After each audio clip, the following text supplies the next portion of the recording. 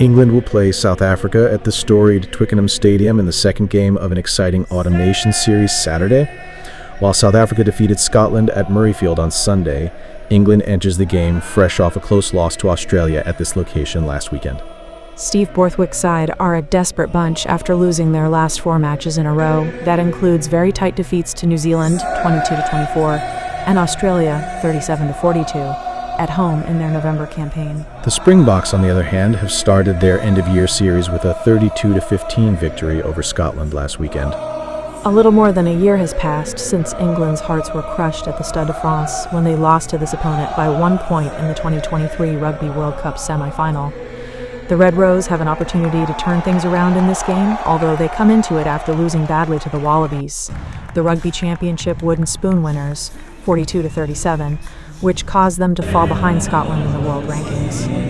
After losing to New Zealand 3 times in a row, that outcome was Steve Borthwick's team's 4th straight loss. They had only won twice in their previous 8 games since their Six Nations loss in the Calcutta Cup. The Springboks won 16-15 that day, the second of 3 straight 1-point victories in the Rugby World Cup knockout stages, and they were declared the winners. Given that the Red Rose led 15-6 with just over 10 minutes left, Rassie Erasmus would admit that they were lucky to be on the right side of the scoreboard. However, Oxnuche, Mipinambi's front-row teammate, was the one who made the difference last year. Both of them will start on Saturday in an attempt to torture the English pack once more. Steve Borthwick's scrum concerns haven't gone away, and they might be in for a wild night against the world's greatest set piece. Although it began in the front 5, England's 2023 game plan placed the Springboks under a lot of strain.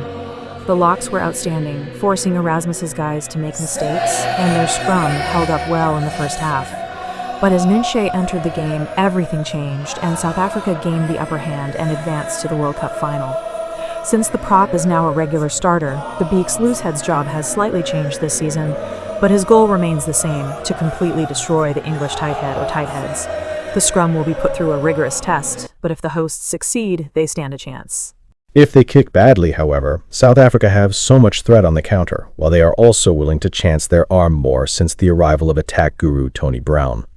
Although the traditional box strengths remain, there is no doubt that they have looked to expand